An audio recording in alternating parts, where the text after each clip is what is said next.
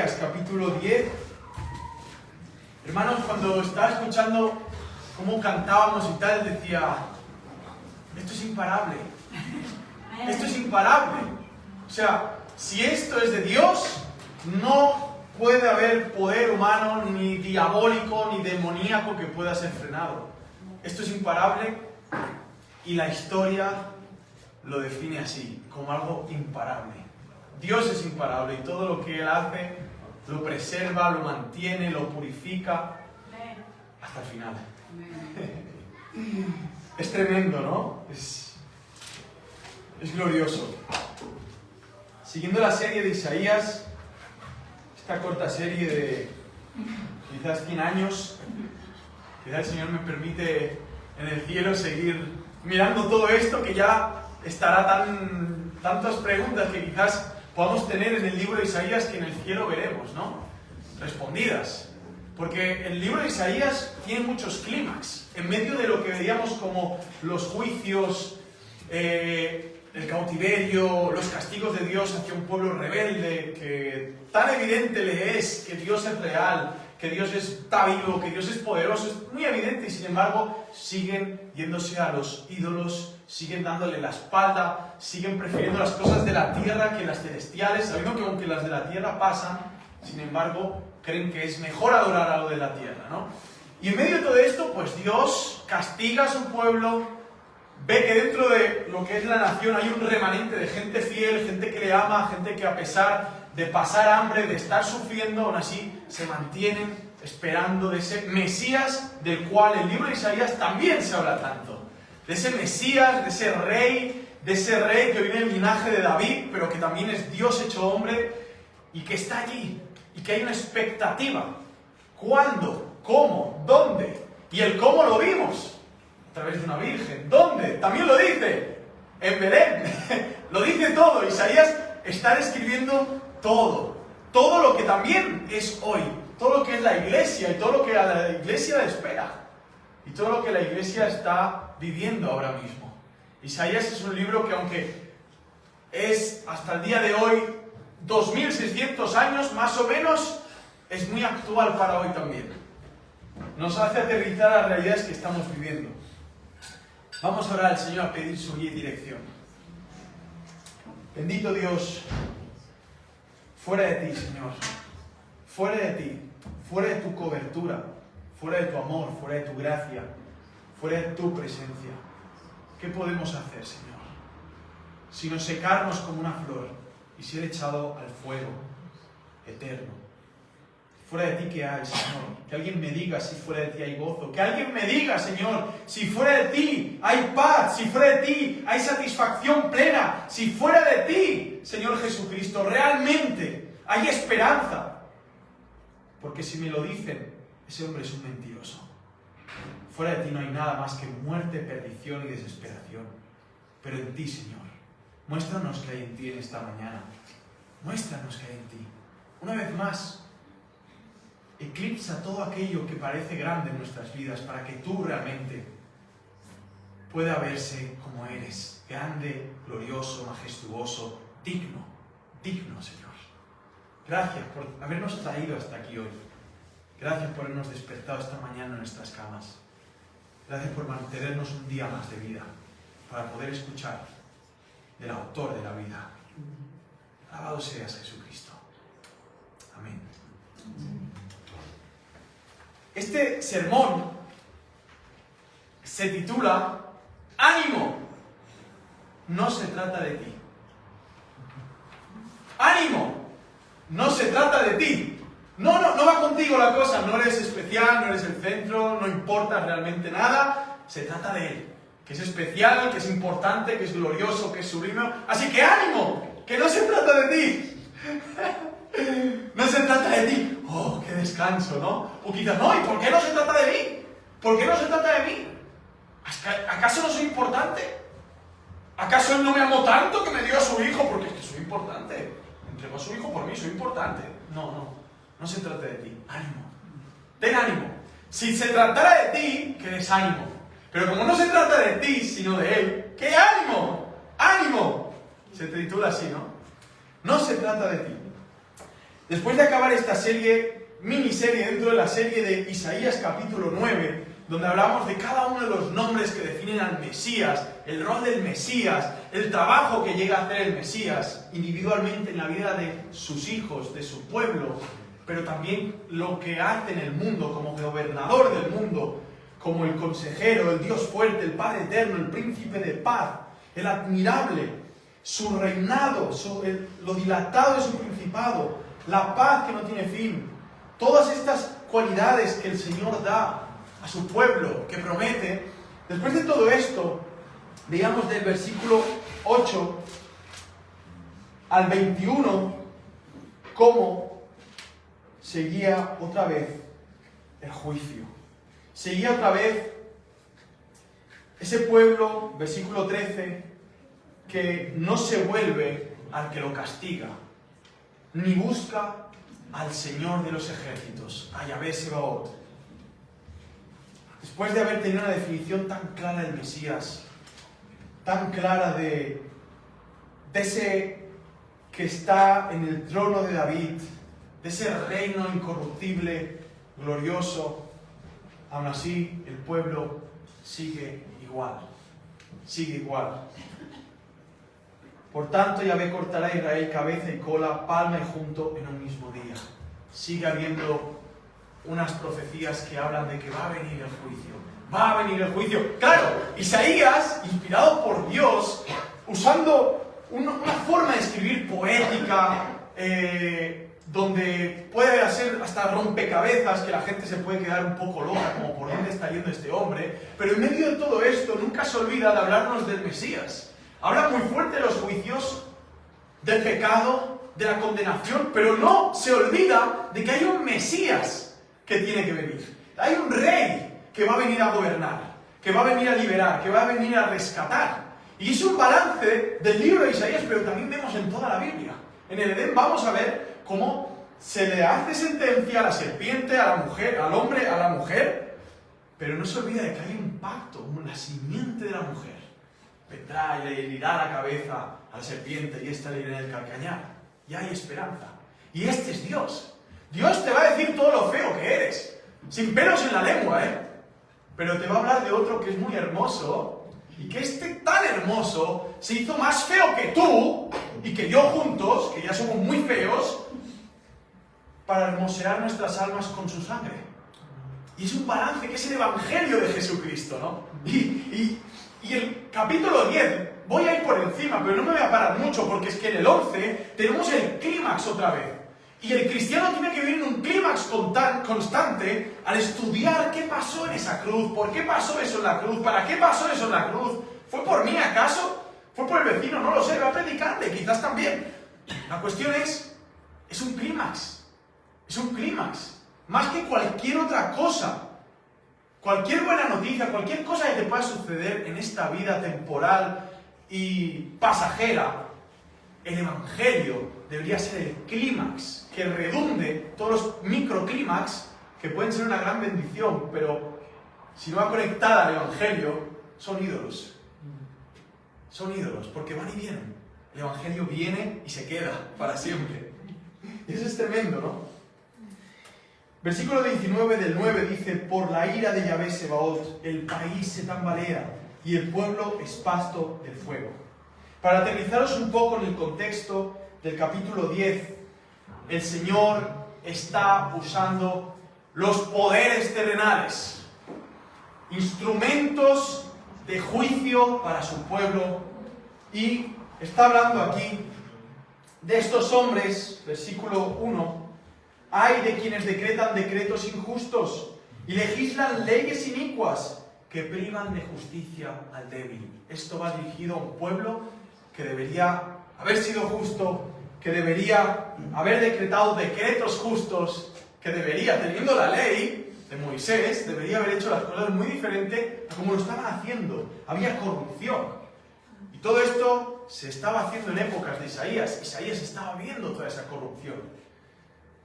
Que privan de justicia al débil y niegan el derecho a los pobres de mi pueblo, que hacen de las viudas su presa y despojan a los huérfanos.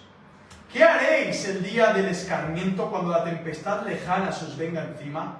¿A quién acudiréis por auxilio? ¿A quién ofreceréis vuestra riqueza para no marchar encorvados con los cautivos? ¿Qué haréis cuando os venga ese día inesperado de juicio, de castigo, de disciplina? ¿Qué vais a hacer? ¿Ofrecerás tu dinero? Dirán, no quiero tu dinero. No, negociemos. No eres nadie para poder negociar. Cuando el Señor viene a juzgar, no le puedes ofrecer nada más que un corazón contrito y humillado para recibir su castigo y su disciplina. Clamar a Él, de forma que Él frena su castigo y su ira, viendo lo que espera del pecador: arrepentimiento, clamor a Cristo. Pero el pueblo esto no lo veía, y el Señor tenía algo preparado. Versículo 5. ¡Ay, Asiria, vara de mi ira! La vara de la ira del Señor. Un imperio, el imperio asirio.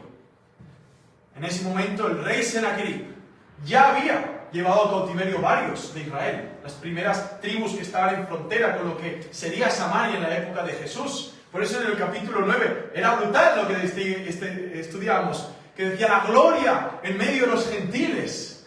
Después, a través del Jordán, más allá, ministerio de Jesús, en esas zonas donde había habido cautiverios, donde se habían entremezclado, donde había un paganismo judío. Pero a Judá aún no le había llegado nada de esto. Judá veía de lejos que el juicio se estaba aproximando poco a poco, como un aviso de arrepentíos, pero que van a llegar. Isaías, dentro de Jerusalén, estaba zarandeando a la gente diciendo: alerta, que nos va a pasar a lo mismo que Israel, se nos van a llevar encadenados por nuestra rebelión. Y aquí a Siria se le llama la vara de la ira del Señor. La indignación, cetro de su mano. Lo envié contra una nación infiel, los despaché contra el pueblo de mi ira, para que capturara el botín y tomara despojos. Y aquí habla de esa definición de cómo lo va a hacer. Va a ser duro, va a ser fuerte. Versículo 11 dice: lo haré con Jerusalén y sus ídolos.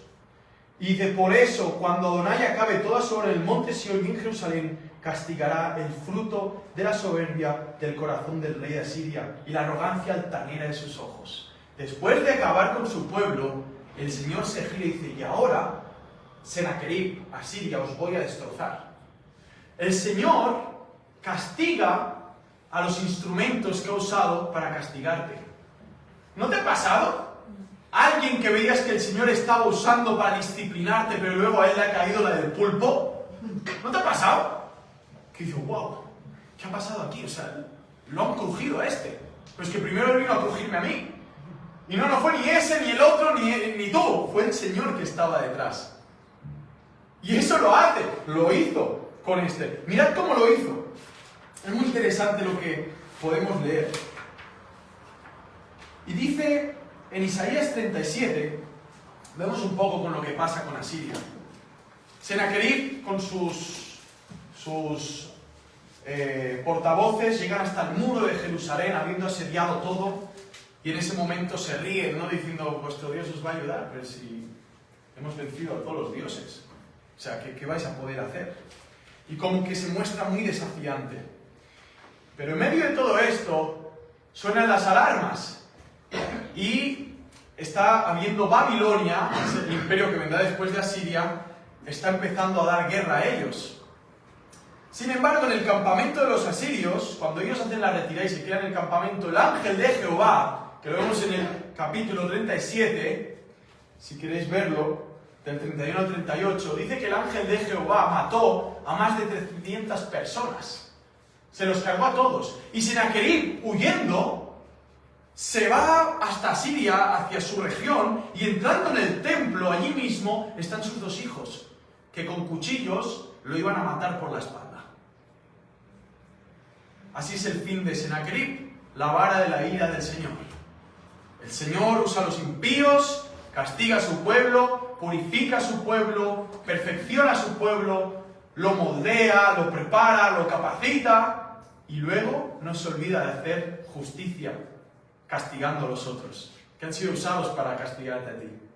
Es algo que vemos y es algo que no podía pasar por alto, porque al final dices, bueno, aquí cada uno se lleva lo suyo, ¿sabes? Es Dios, Él reparte por todos lados.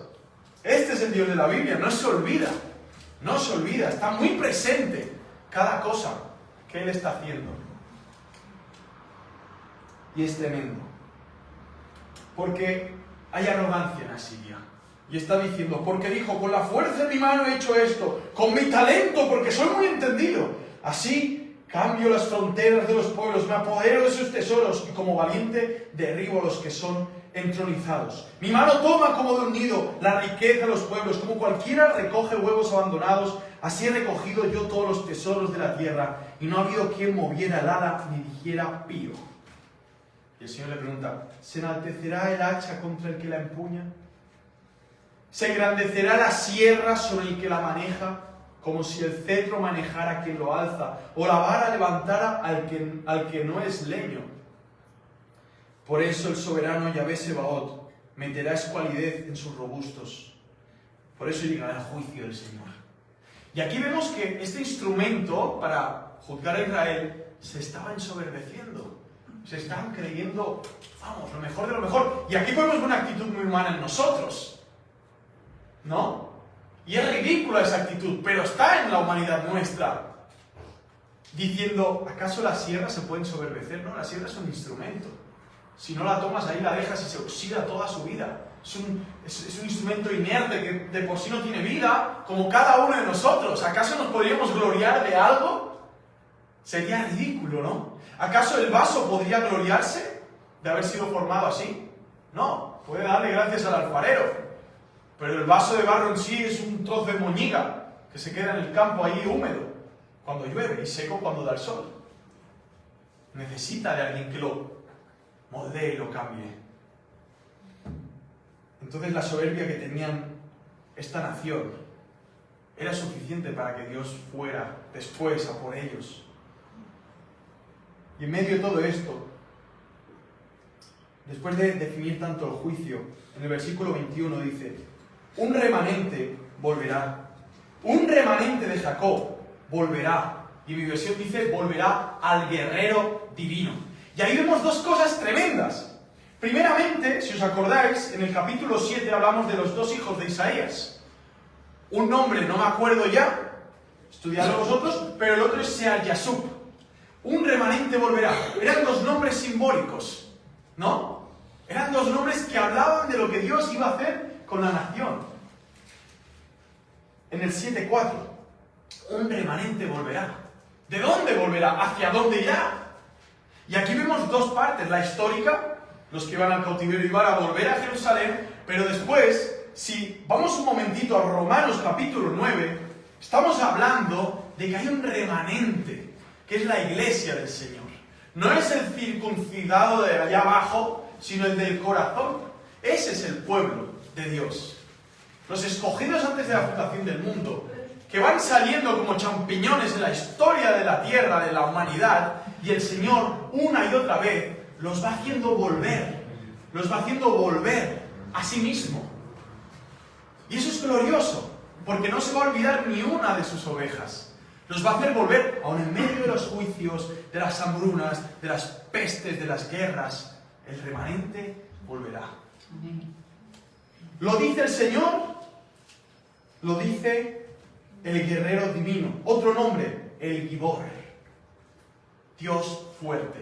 Y hablamos de que era Dios fuerte para salvar. Dios fuerte para rescatar. Dios fuerte para disciplinar. Dios fuerte para tratar conforme a cada una de las necesidades de sus hijos. Él es fuerte. Para encarnarse y morir por los pecadores y resucitar al tercer día. Él es fuerte.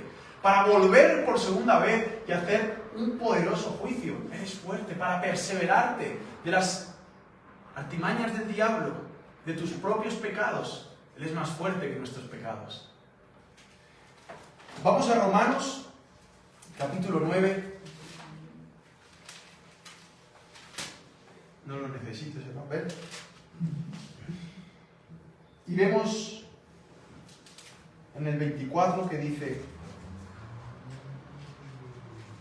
habla de ese remanente.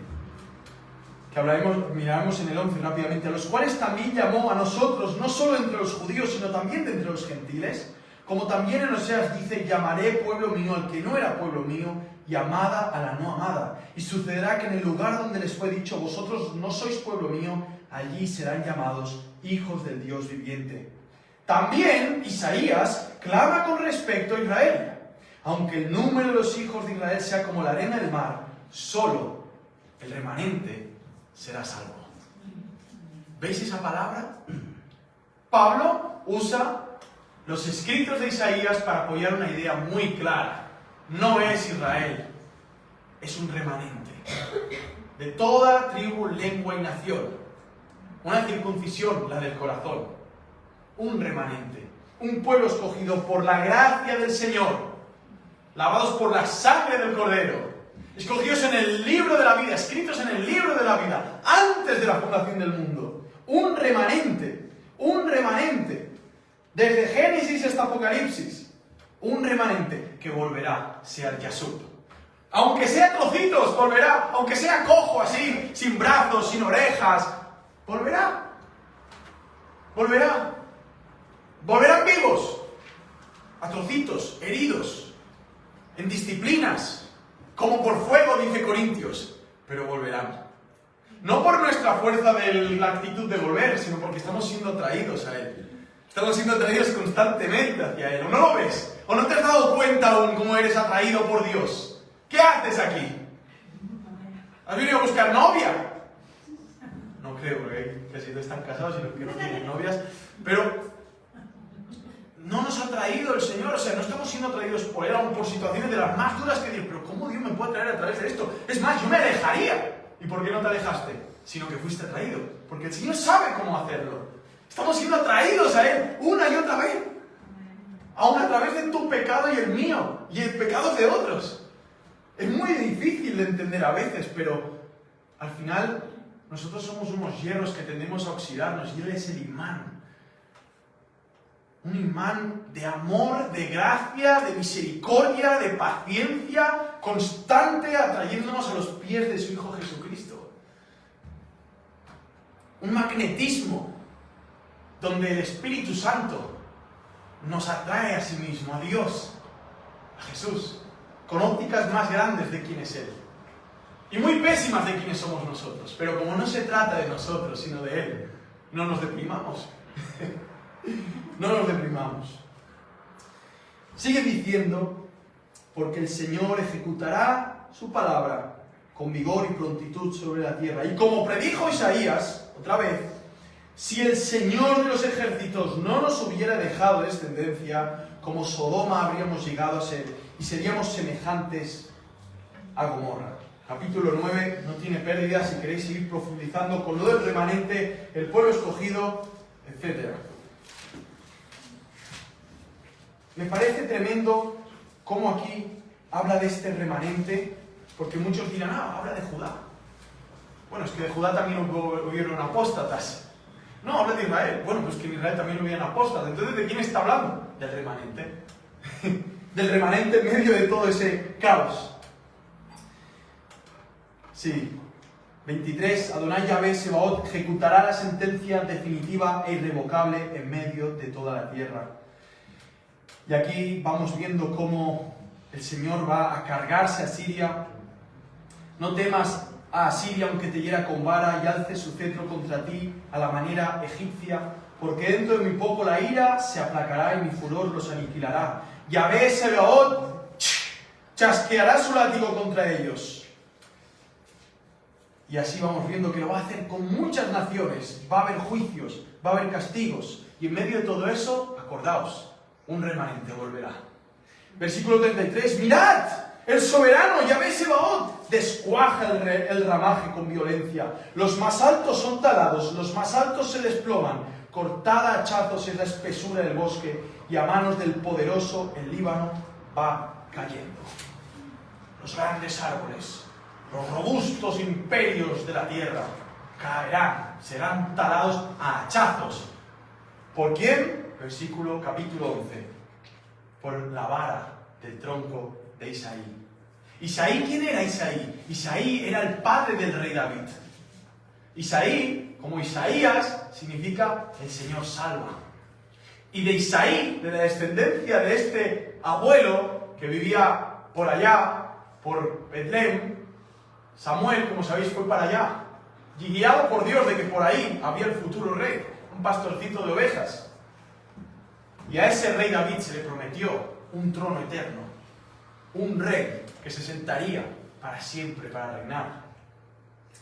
Saldrá una vara del tronco de Isaí, un vástago retoñará de sus raíces.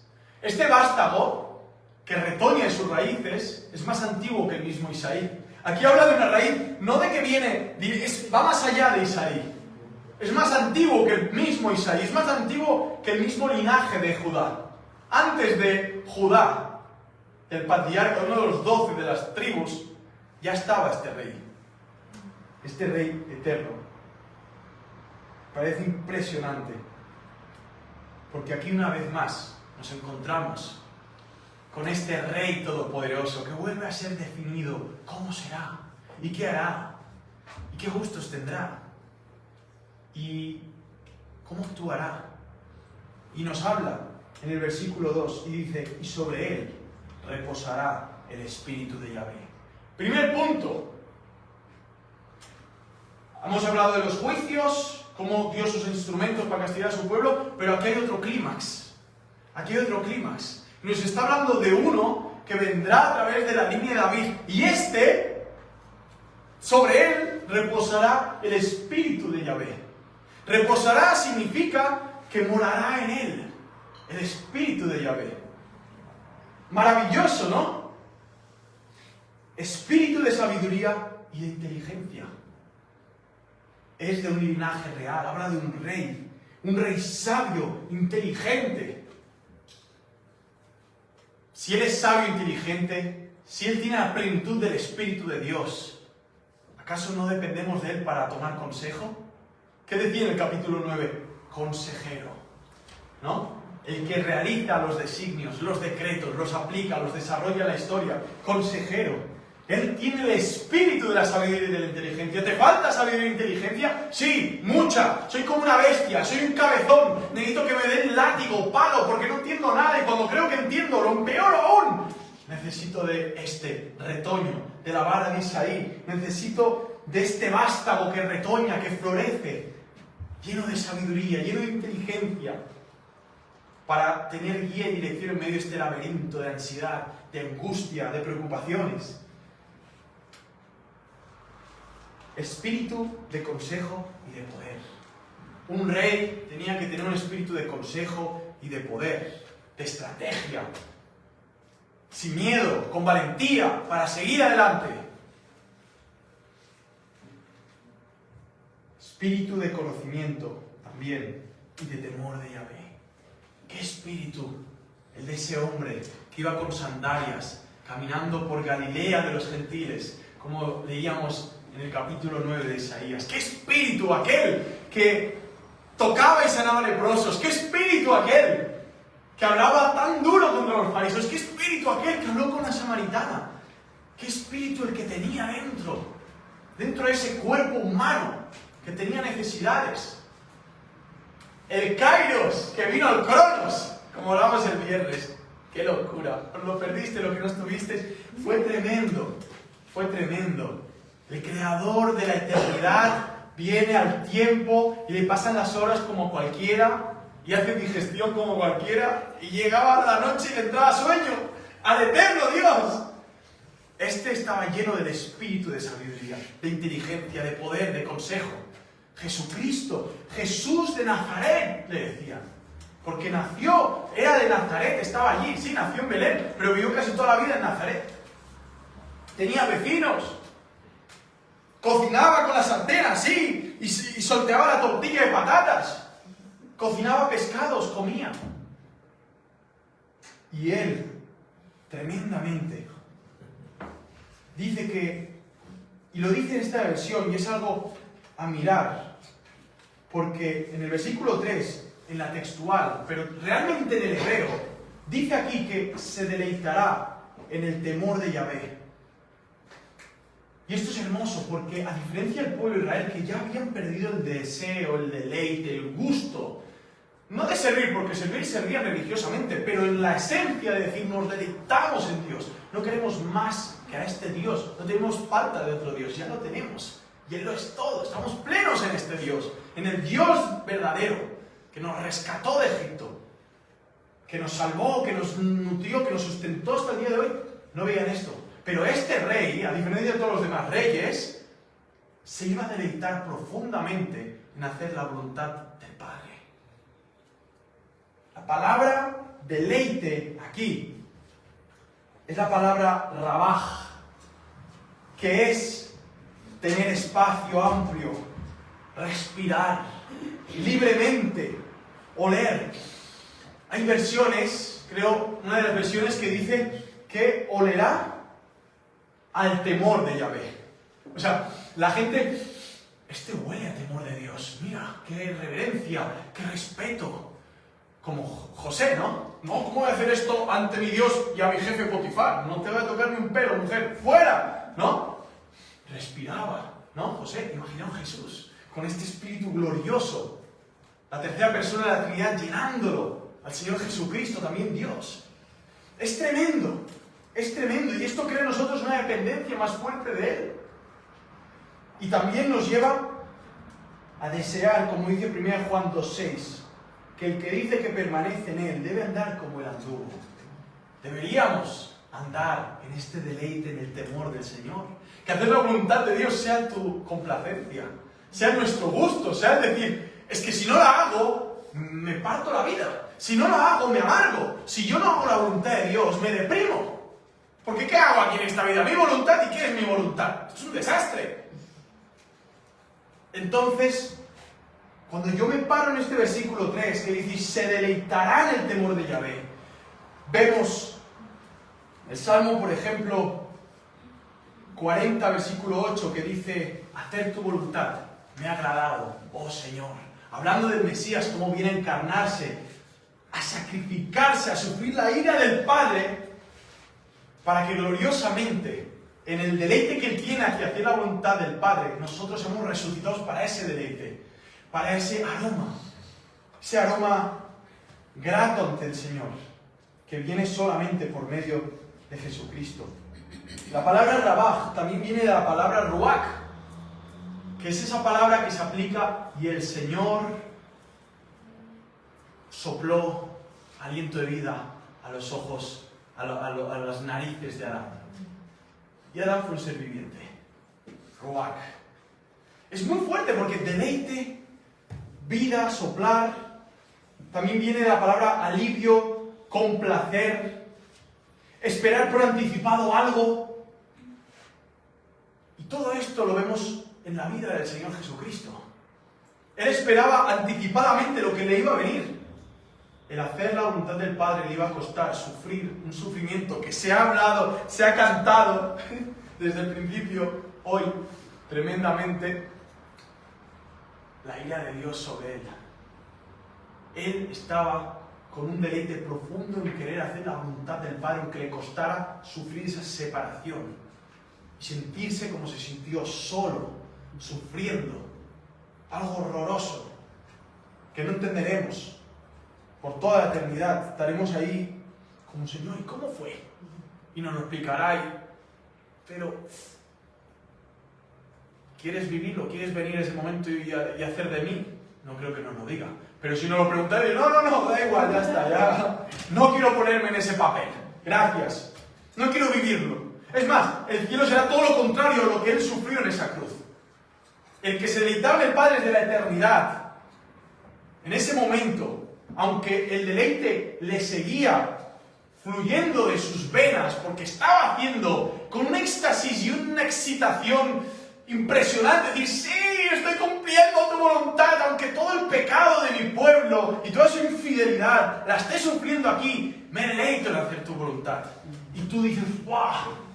No hay película que pueda definir ese momento de un hombre que se está deleitando, pero a la vez está gritando, Padre, Padre, ¿por qué me has desamparado? Pero el deleite de en hacer la voluntad del Padre lo amparaba. Y le decía, es por ahí, sigue Jesús, sigue, aprieta los dientes un poco más, porque tu corazón está a punto de estallar de deleite y de encomendar tu espíritu al Padre. Con cuánta sabiduría, con cuánto consejo, con cuánto poder, con cuánta inteligencia y con cuánto deleite el Rey del Universo caminó por esta tierra y gobierna hoy. Y nos gobierna. Este Jesús, de la vara de Isaías no quería dejar de hablar, aunque le costara la vida, y le costó la vida, en medio del cautiverio, de la rebelión y de un pueblo que estaba tan lejos de poder incluso palpar esto que iba a venir. Tremendo. Sigue y dice, no juzgará según la vista de sus ojos, ni arbitrará por lo que oigan sus oídos. Cuando nosotros prejuzgamos a alguien sin saber lo que hay en su corazón, está hablando claramente de nuestro corazón, que no hay deleite en Dios. Cuando hay deleite en Dios, hay amor a Dios y no juzgamos simplemente por lo que aparenta ser la cosa, sino que es por los frutos, la realidad de las cosas. Y Jesús rompió los esquemas de la religión porque Él no iba juzgando apariencias. Él hablaba, aunque veía los corazones, en base a las realidades que había en el pueblo. Si dijo generación de víboras, sepulcros blanqueados, no era un prejuicio, era una realidad que Él está definiendo. Y las realidades del Señor, cuando se refiere a nosotros, aunque duelan, lo hace sin dejar de deleitarse en cómo lo pueda estar haciendo, aunque duela. Y en este dolor de sus disciplinas, de sus juicios, el Señor nos invita a deleitarnos en Él. Y entonces volvemos a esa rueda loca de decir, ¿cómo yo me puedo deleitar? ¿Cómo yo puedo tener un aroma de paz, de tranquilidad y espacio libre si me estás dando palos en la espalda, Señor? O sea, ¿cómo puedo deleitarme en esto? ¿Cómo puedo llegar a realmente tener un deleite profundo en mi corazón? En Hebreos capítulo 12:2 dice que el Señor, poniendo el gozo delante de sí, soportó la cruz. Y despreciando el oprobio, se sentó allí a la diestra del Señor. Es tremendo. Tenía gozo más allá de esa cruz. Veía el propósito. Veía el propósito. Esa palabra que habla de poniendo el gozo más allá es la palabra jara, que es alegría, deleite, calma. Calma. El Señor veía más allá de esa cruz y calmaba su alma y su espíritu, y eso le daba gozo de ver qué iba a conseguir a través de tanto sufrimiento. Y cuando el Señor nos disciplina a nosotros, a diferencia del pueblo de Israel o Judá, que no podían ver la disciplina del Señor, podrían haberse gozado mucho y festejado mucho en el templo, viendo la disciplina del Señor. Podrían haber cantado todos juntos. Nos estamos muriendo de hambre, nos han asediado, no pasa nada, es la disciplina del Señor. Nos ama el Señor, nos ama. No, dijeron, no. ¿Cómo puede ser esto? Vamos a buscar de otros dioses, ayuda de otras naciones. ¿Y cuántas veces nos pasa eso? En vez de captar que es el amor del Señor y deleitarnos en sus disciplinas, porque hay un propósito mucho más glorioso que tu mismo dolor, entender eso y festejarlo. Y festejarlo. Y hacer una fiesta de adoración a su nombre desde lo más profundo de nuestro corazón. Pero ¿cómo lo podemos hacer? Si hay orgullo, arrogancia, primero hay que arrepentirse y luego fiesta, porque el arrepentimiento es una fiesta. Ya es una fiesta, dice que no hay fiesta en los cielos cuando un pecador se arrepiente. Tremendo. No juzgará según la vista en sus ojos. Señor no es como nosotros. 1 Samuel 16:7 dice que el Señor no ve como ve el hombre. El Señor mira los corazones. El Señor mira los corazones de cada uno de los que estamos aquí. Ve las actitudes, ve las motivaciones. Ni arbitrará por lo que oigan sus oídos. ¿Cuántos problemas nos habrían ahorrado si no arbitraríamos solo por lo que oímos, ¿no? Por lo que pensamos que es esa persona, pero realmente es totalmente diferente a lo que has creído que es. Por eso, 1 Juan 2:6, el que dice que permanece en él debe andar como él anduvo. Tú permaneces en él, tú eres de él.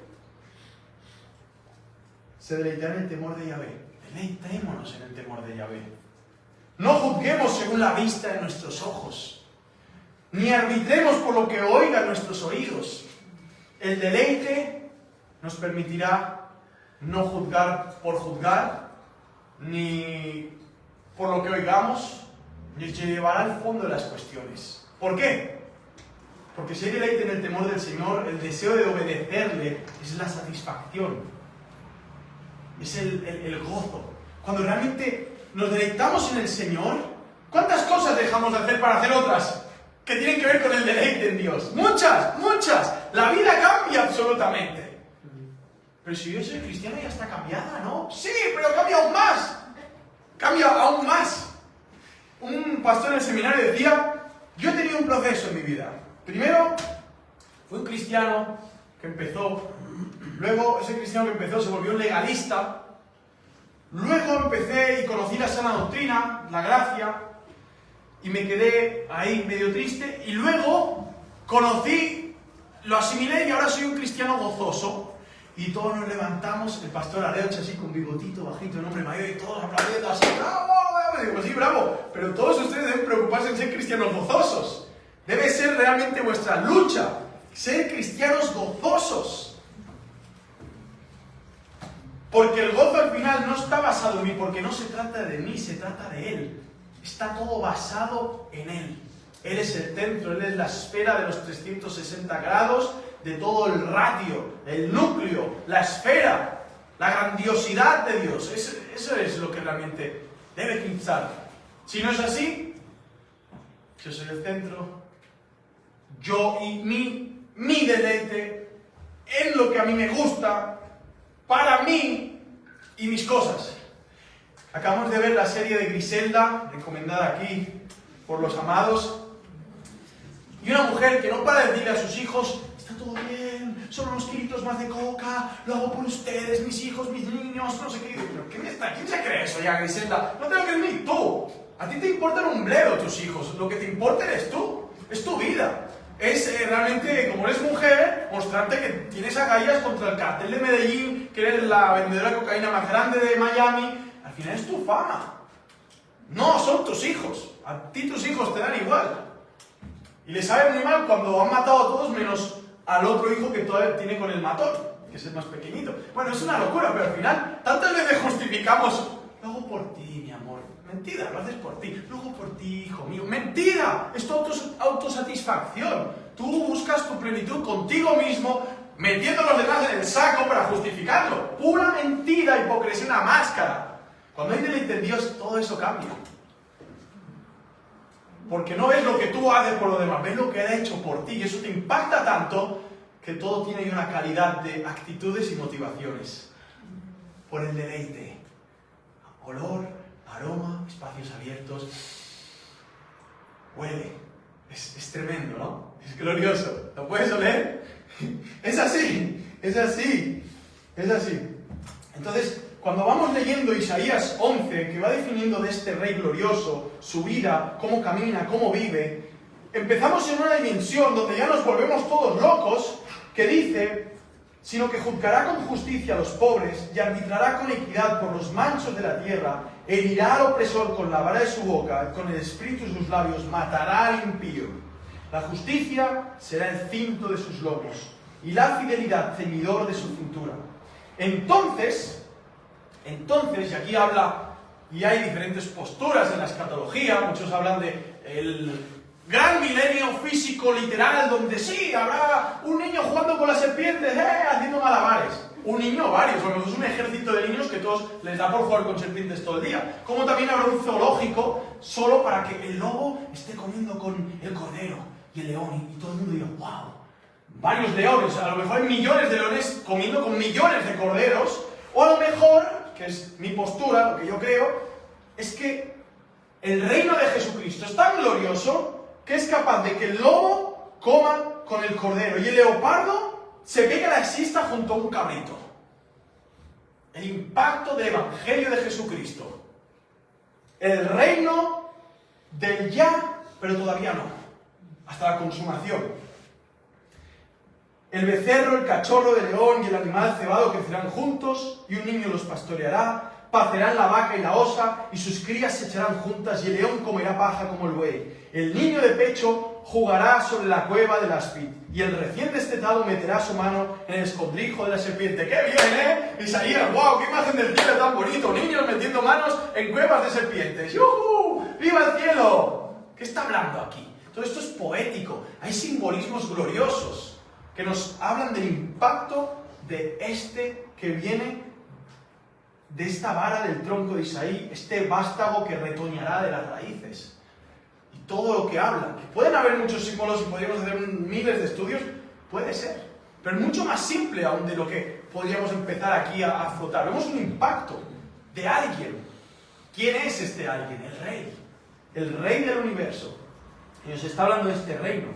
No harán mal ni dañarán en todo mi santo monte, porque como las aguas colman el mar, así la tierra estará llena del conocimiento de Yahvé. Aún la tierra no está llena del conocimiento de Yahvé. Vendrá el día donde todo ojo lo verá, toda lengua confesará que eres el Señor. Habrá un conocimiento mundial, pero muchos se irán al infierno porque no estuvieron en el deleite de este, sino que fueron los rebeldes que no quisieron saber nada de este Salvador, de este Señor. Habrá un conocimiento, pero muchos lo tendrán para condenación. Este mundo será purificado, será renovado y habrá gente aquí. Y todos viviremos en un conocimiento profundo del Señor. Aquel día que las naciones buscarán aquel que es la raíz de Isaí, el cual estará en pie como estandarte a los gentiles, y su morada será gloriosa. Aquel día llega, hermanos. Aquel día que las naciones buscarán a aquel que es la raíz de Isaí. Y esto era una locura para los judíos. ¿Cómo? ¿Que los gentiles buscarán a este de la raíz de Isaí? ¿Del linaje de David? ¿Sí? Preguntarán por él. Y él estará en pie como estandarte a los gentiles. El estandarte de los gentiles. Admirable, Dios fuerte, consejero, Padre eterno, príncipe de paz, lleno del espíritu y sabiduría, de inteligencia y consejo, de poder, de conocimiento, de temor del Señor y lleno de deleite. Y que no juzga por lo que simplemente pueda ver y que no juzga por lo que simplemente pueda oír, sino que Él va más allá y conoce el corazón de cada uno. El omnisciente Salvador. Es Él. No tienes escapatoria. No tienes escapatoria. ¿Entiendes? ¿Es Él o es Él? No eres tú ni soy yo. ¿Es Él o es Él? No se trata de ti. No se trata de ti. Por favor, repítetelo. No se trata de mí. No se trata de mí. Se trata de ti, Señor. Se trata de ti. ¿No te da alivio eso? No sé, en tu sepelio... Imagínate que en tu sepelio ponen ahí la tumba. Se trataba de Él. ¿Dónde estará este personaje ahora? Se trataba de Él. Y abres la tapa, ostras, pues huele fatal, ¿sabes? O sea, si se trataba de Él, esto es un desastre. Imaginaos al revés. Se trataba de Cristo. ¡Wow! Este está esperando a la resurrección, ¿sabes? Gloriosa. Se trataba del Señor. Se trataba de Él. En aquel día Adonai volverá a recobrar con su mano por segunda vez al remanente de su pueblo. Romanos 9. Por segunda vez. A retomar por segunda vez. Esto es tremendo porque ¿cuántas veces parece que está retomando el remanente en toda la historia de la redención? ¿Cuántas veces están volviendo? ¿Cuántas veces se vuelven a ir? Etcétera.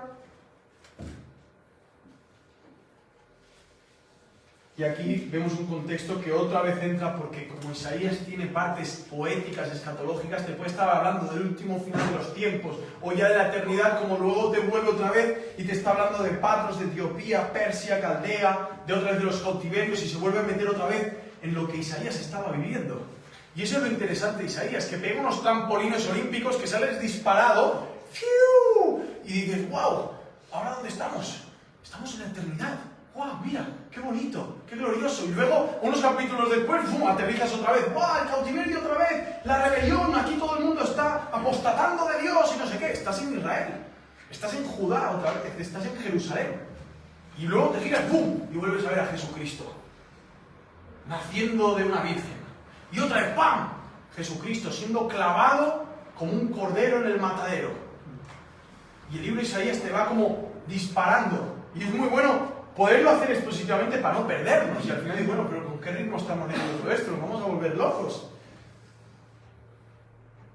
Pero en medio de todo esto, dice en el 15, ya para acabar, dice, Yahvé secará la lengua del mar de Egipto. Con el poder de su aliento alzará su mano contra el río. Lo partirá en 7 cauces que se pasarán en sandalias. Y habrá una calzada para el remanente de su pueblo que quede en Asiria, como la tuvo Israel cuando subió de la tierra de Egipto. Y al final, después de ver estos 2 capítulos, ves, el remanente del Señor volverá. Está siendo atraído por el mismo Señor. Hay uno que viene del linaje de David, de Isaí, y este está totalmente y absolutamente capacitado en todo para poder ser tu Señor y tu Salvador. Tiene todo, no le falta nada. Y este ha preparado un lugar glorioso para que podamos habitar allí. Ahora bien, como dice en Juan, si decimos que somos de Él, andemos como Él anduvo. Para esto lo necesitamos a Él. ¿Cómo puedo andar como Diego anduvo si no lo conozco? ¿Cómo puedo andar como Diego anduvo si ni siquiera lo he visto andar? ¿Cómo puedo andar como Diego anduvo si ni siquiera sé en dónde vivió para andar donde Él vivió? No significa que ahora de viaje todos para Jerusalén, van a andar todos por aquí. Es espiritual. Andar como Él anduvo. Lo necesitamos a Él para que sea así y nos enseñe, ¿no? El pueblo de Israel no quería ya andar con su Dios y se están exponiendo al juicio. Imaginaos que la iglesia no quiere andar con el Dios de la iglesia, que un cristiano no quiere andar con su Cristo, que un hombre casado con su esposa ya no quiere andar con su esposa. ¿Para qué es el matrimonio entonces? ¿Para qué es decirse cristiano entonces? Si no andamos como Él anduvo, sabiendo que al final jamás podremos andar como Él anduvo. Tan santo, tan puro, tan perfecto, pero Él nos puede enseñar cómo Él anduvo. Y viendo que el deleite es lo que realmente definía la vida de Jesucristo. Y la define, porque Él sigue deleitándose, ¿no? Que el Señor bendiga su palabra y nos ayude. Nos ayude y que sea nuestra oración. Ayúdanos, Señor, a deleitarnos en ti. Amén.